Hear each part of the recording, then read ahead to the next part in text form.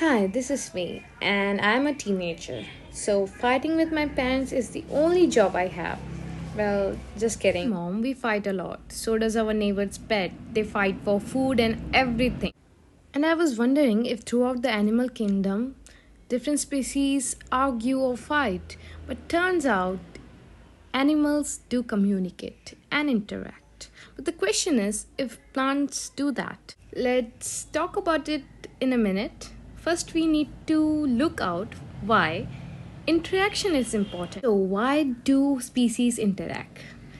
The answer is to help functioning in maintaining of our ecosystem. What is ecosystem? Well, basically, it is a geographical area where plants, animals, and other organisms stay together and work together to form life. Desert, water bodies, land, mountain all serve as ecosystem. Ecosystem is us interacting with environment. So, what is the purpose behind all of this? Why maintaining? Why interacting? Because the ecosystem is support lives. Yes, not ours, but of plants also and of microbes also. And in turn, we try to help each other. So the idea is to support life and various aspects of life like food, shelter, and children's and reproduction and all of that. So this can be divided into two types, intraspecific and interspecific. So let's first talk about intraspecific. Let's look at the population interaction of an intraspecific species where the members are of same species. So there's always a good side and a bad side of everything. So in intraspecific interaction, it can be cooperative and competitive. Well, cooperative always results in benefication, whether competition always harms us. Like in cooperation, we reproduce, we have a feeling of protectiveness. So, in reproduction, we make sure that our species is being protected and passed on, and so that we don't extinct someday. Well, the protective feeling is a sense of something like we are together, we feel safe, and all of that.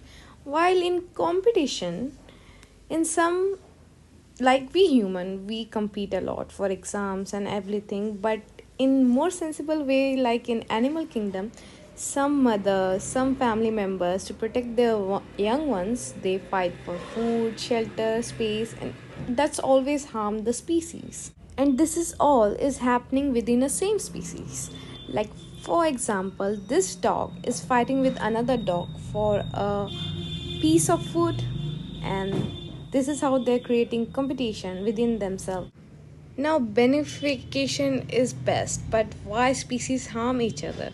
So, remember when a species A harms species B, this is because species A wants to aid his her life. Now, let's talk about interspecific. Here, we are going to involve a lot of species, like a lot in a community where they interact and help or sometimes harm. So the interaction between different population or the effect the organism in a community have on one another. Now let's distinguish how interaction is. It can be beneficial, like I said, and detrimental, like I said, it can harm, and neutral, where there's no harm, no benefit, it's just the way it is. These signs are not big deals. The plus represent benefits, negative harm, and zero neither harm nor benefit. Now let us look at various interaction that are possible due to this combination. So first one is species A and species B are showing both plus plus. This means it is a mutualism. And when it is negative negative, it's competition. And when one is a positive and another is negative, it can be predation or parasitism. And there is the commensalism, where one gets benefited and the other gets nothing. And there's amensalism, where one gets harmed and the other gets nothing.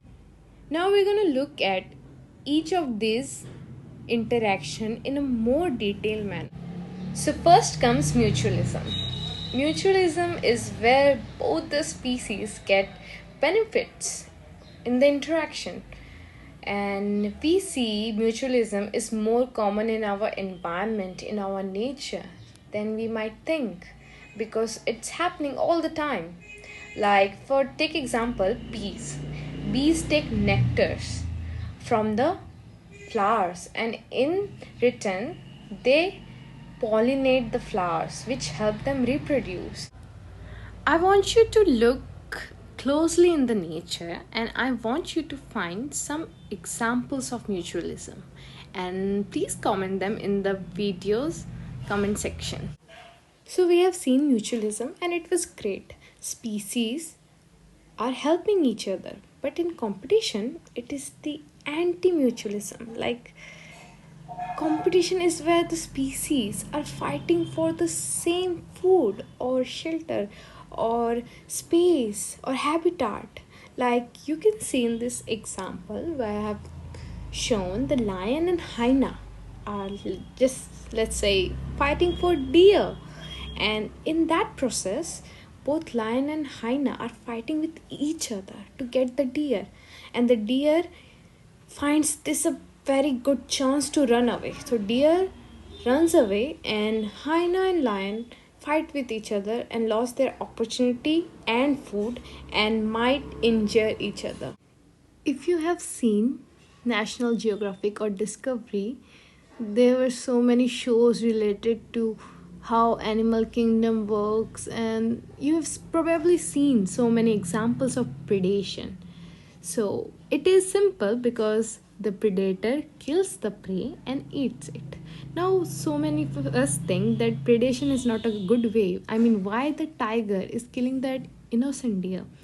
But actually, it is a nature's way of transferring the energy to higher trophic levels. You may not know what a trophic level is, but I'm sure that you might have listened or studied about food chain. So, predation is a way or it is a role of a food chain. Like, not tiger only does the predation. We also do. We humans also do. We kill plants and some lower tropic level animals and eat them. So we are also predator. So predation is not a bad thing. It is a nature's way of transferring energy. In parasitism, the host is an organism and another species which is living inside the host or outside the host, which is having its habitat and meal from that host body. Personally, I don't like parasitism because the species that is living over or inside the host is getting all the benefits, and in return it is giving harm, so much harm. I mean, you have probably heard of worms, intestine worms. Like in humans or in some animals, roundworms, tapeworms, threadworms, they live inside. They eat the food, they eat the nutrition, and in return they give us some diseases. And in plants, there is an example of cuscuta in trees, where cuscuta takes all the nutrition and minerals from that trees, so that the tree in return doesn't get anything but also loses its nutrition. If it is bad for some species, then why parasitism? So for some species it is a survival task. I mean, they cannot live without hosts. That's why it exists in nature. Commensalism, where there is benefit for one creature and no harm, no benefit for the other species.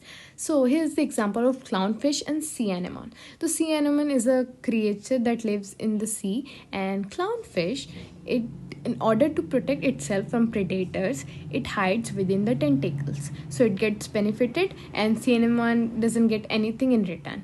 And in amensalism, one species is harmed by the other, and that is bad, right? Like, why would a species harm the other and get no benefit in return?